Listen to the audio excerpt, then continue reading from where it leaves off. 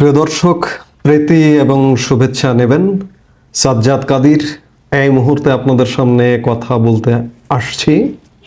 মার্চের আগেই দেশে ফিরবেন শেখ হাসিনা, কিন্তু কিভাবে, এই প্রসঙ্গটি নিয়ে কথা বলবো।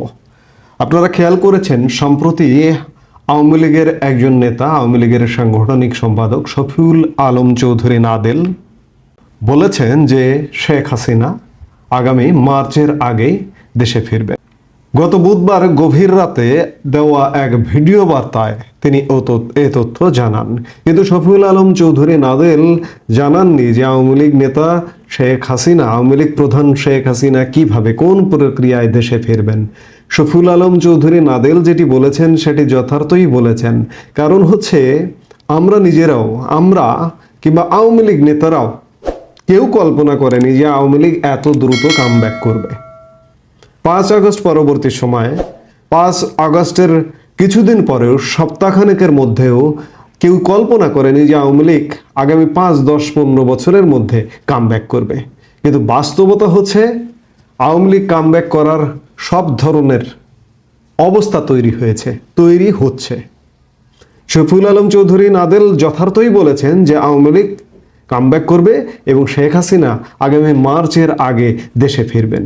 এবং ফিরবেন, কেন ফিরবেন, কিভাবে ফিরবেন? তিনি ফিরতে পারেন দুটি প্রক্রিয়ার যে কোনো একটি প্রক্রিয়ায়। এই যে আমি আগের ভিডিওতে বলেছি যে বর্তমান যে অন্তর্বর্তীকালীন সরকার কিংবা সমন্বয়কারীরা ইতোমধ্যেই তাদের টার্গেটেড প্ল্যান থেকে ব্যর্থ হয়েছে। তারা আমাদের সংবিধান বাতিল করতে পারেনি, তারা রাষ্ট্রপতিকে অপসারণ করতে পারেনি, তারা প্রক্লেমেশন অফ সেকেন্ড রিপাবলিক ঘোষণা করতে পারেনি। এই না পারবার ব্যর্থতায় শেখ হাসিনা ফিরে আসবে। তারা যখন সরকারটি গঠন করে, ইউনূস সরকার, তখন কিন্তু ভাবেনি যে পরিস্থিতিটা এমনটা হবে। কিন্তু পরবর্তীতে যত দিন গেছে তখনই পরিস্থিতি ঘোলাটে হয়ে এসছে, ঘোলাটে হচ্ছে, এবং দিন যত যাচ্ছে তত ঘোলাটে হচ্ছে। তারা এখন ভাবছে যে, এবং সব তথ্য উপাত্ত বিশ্লেষণে, এমনকি মহামান্য রাষ্ট্রপতি পর্যন্ত তার বক্তব্যে বলেছেন যে প্রধানমন্ত্রী শেখ হাসিনা পদত্যাগ করেছেন, এমন কোনো পদত্যাগপত্র তিনি পাননি। তাহলে স্বাভাবিকভাবেই সংবিধান যদি মানতে হয়, সংবিধান যেহেতু বহাল আছে, সংবিধান যেহেতু এরা বাদ করতে পারলো না, তাহলে প্রধানমন্ত্রী তার স্বীয় পদে বহাল আছেন। তাহলে বাংলাদেশের প্রেক্ষাপট যেহেতু তৈরি হয়েছে, বাংলাদেশের জনগণের প্রেক্ষাপটও তৈরি হয়ে গেছে। কারণ বাংলাদেশের জনগণ বর্তমান অন্তর্বর্তীকালীন সরকারের উপরে সংক্ষুব্ধ নানা কারণে। এই কারণগুলো আমরা হাজারবার বলেছি বিভিন্ন বক্তব্যে, আবারও খুব সংক্ষেপে বলি। দেশের আইন শৃঙ্খলা পরিস্থিতি মারাত্মক অবনতি, জানমালের কোনো নিরাপত্তা নেই, মানুষের জীবনযাত্রার ব্যয় 5 আগস্ট পূর্ববর্তী সময় থেকে এখন কমপক্ষে 50% বেড়ে গেছে, এবং মানুষ সত্যিকার অর্থে শান্তিতে নেই। সেই জায়গা থেকে জনগণ মনে করছে যে আমরা আগেই ভালো ছিলাম, এবং আগেই ভালো ছিলামের জায়গা থেকে যদি প্রধানমন্ত্রী শেখ হাসিনা প্রধানমন্ত্রী হিসেবেই আবারও দেশে ফিরে আসেন, বাংলাদেশের জনগণ আপত্তি করবেন না। এবং প্রধানমন্ত্রী শেখ হাসিনা ফিরবেন কিভাবে?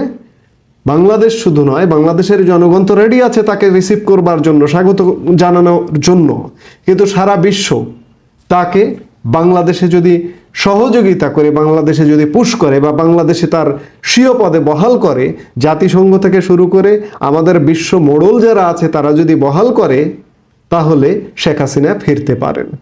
আরেকটি পথে ফিরতে পারেন যে শেখ হাসিনা বা আওয়ামী লীগ যদি মনে করে যে না, ঠিক আছে, একটি ঘটনা ঘটে গেছে, আমরা প্রধানমন্ত্রী হিসেবে ফিরবো না, শেখ হাসিনা প্রধানমন্ত্রী হিসেবে ফিরবো না, তাহলে এই ইউনূস সরকার একটি পক্ষপাত দুষ্ট সরকার, একটি পক্ষপাতহীন নির্দলীয় নিরপেক্ষ তত্ত্বাবধায়ক সরকার গঠিত হবে আগামী মার্চের মধ্যে। এবং তত্ত্বাবধায়ক সরকার ফিরিয়ে আনবার, আমাদের সংবিধানে যে তত্ত্বাবধায়ক সরকার ব্যবস্থাটি ছিল সেটি ফিরিয়ে আনবার সব প্রক্রিয়া শুরু হয়ে গেছে।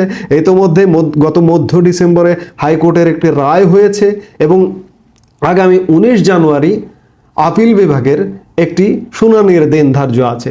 এই সব কিছু মিলিয়ে যদি তত্ত্বাবধায়ক সরকার ব্যবস্থাটি ফিরে, এবং ফিরে যদি একটি নির্দলীয়, এই যে মানে পক্ষপাত দুষ্ট সরকার ইউনূস সরকারের পরিবর্তে যদি একটি পক্ষপাতহীন নির্দলীয় নিরপেক্ষ তত্ত্বাবধায়ক সরকার গঠিত হয় এবং সব দলের সমানাধিকার প্রতিষ্ঠিত হয় এবং সব দলের রাজনীতি করবার অধিকার প্রতিষ্ঠিত হয়, তাহলে শেখ হাসিনা রাজনীতি করবার জন্য এবং আবারও আগামী নির্বাচন করবার জন্য ফিরবেন। এবং সেক্ষেত্রেও সহযোগিতার হাত বাড়িয়ে দিবেন কে? জাতিসংঘ থেকে শুরু করে আমাদের বিশ্ব মোড়লরা। বিশ্ব মোড়লরা কারা? ভারত, মার্কিন যুক্তরাষ্ট্র, রাশিয়া, চীন, এইসব মোড়লরা, ব্রিটেন, আবারও তাদের সহযোগিতায় শেখ হাসিনা ফিরতে পারেন এবং একটি সুষ্ঠু রাজনৈতিক পরিবেশে ফিরতে পারেন। সেই জায়গা থেকে ফিরবেন কিভাবে? আপনি দেখুন, ইউনূস সরকার, এই যে রাষ্ট্রগুলোর কথা বললাম, ভারতকে শত্রু জ্ঞান করে। ইউনূস সরকার ক্ষমতা গ্রহণের আগ থেকেই বাংলাদেশের সস্তা জনমত তার পক্ষে পাবার জন্য তিনি ভারতকে নিয়ে বিষোদ্গার করেছেন। ভেবেছেন যে বাংলাদেশের জনগণ তাকে পছন্দ করবে, মাথায় তুলে রাখবে আমি যদি ভারত নিয়ে দুটো কথা বলি। কারণ বাংলাদেশে ভারত বিদ্বেষী জনগণ একটি আছে।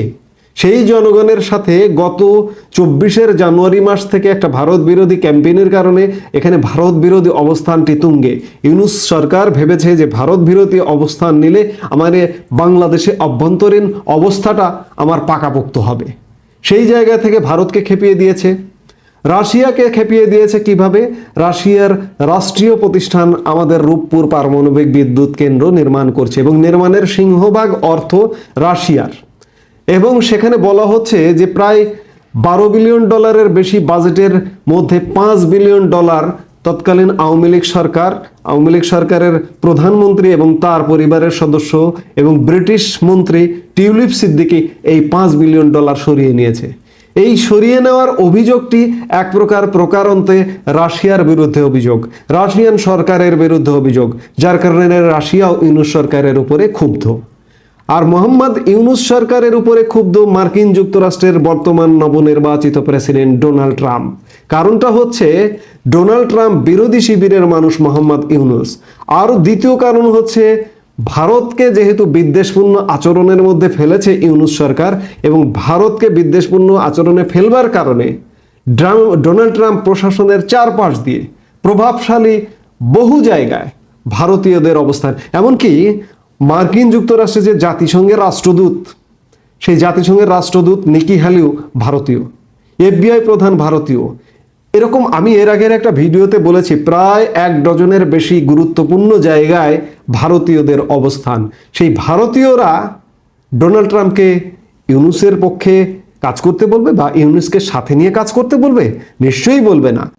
এবং বিচার বিশ্লেষণে ডোনাল্ড ট্রাম্প ইউনূসকে কোনোভাবে গ্রহণ করবার কারণ নেই। সেই জায়গা থেকে মার্কিন যুক্তরাষ্ট্র ইউনূসকে সহযোগিতা করবে না, রাশিয়া করবে না, চীন করবে না, ভারত করবে না। কাকে সহযোগিতা করবে? প্রধানমন্ত্রী শেখ হাসিনাকে। সেই জায়গায় এই সব দেশের সহযোগিতা এবং জাতিসংঘের কথা কেন বলছি? জাতিসংঘ চলে কার পয়সায়? জাতিসংঘের যে মোট বাজেট, এই মোট বাজেটের প্রায় 30% একাই মার্কিন যুক্তরাষ্ট্র দেয়। মার্কিন যুক্তরাষ্ট্রের ভাষায় কিন্তু জাতিসংঘ কথা বলে। মার্কিন যুক্তরাষ্ট্র নিজে জাতিসংঘ তার কথায় মিলিয়ে যদি ইউনূস সরকারের উপর কন্ট্রোল আরোপ করে এবং শেখ হাসিনাকে দেশে ফিরবার যদি একটি প্রেক্ষাপট রচনা করে, সেটি যদি তত্ত্বাবধায়ক সরকার ওই সময় দেশ শাসন করবে এবং ওই সময় নির্বাচনের একটা প্রস্তুতি চলবে, এই নির্বাচনের প্রস্তুতিকালীন সময়ে শেখ হাসিনা ফিরবেন, তারা আগে ফিরবেন তত্ত্বাবধায়ক সরকারটি গঠিত হবার সাথে সাথে। কাজেই আওয়ামী লীগের সাংগঠনিক সম্পাদক শফিউল আলম চৌধুরী নাদেল যে কথাটি বলেছেন যে আগামী মার্চের মধ্যেই শেখ হাসিনা দেশে ফিরবেন, এটি তিনি যথার্থই বলেছেন। যদিও তিনি তার ভিডিও বার্তায় সেইভাবে সুস্পষ্টভাবে বলেননি যে কোন প্রক্রিয়ায় শেখ হাসিনা ফিরবেন।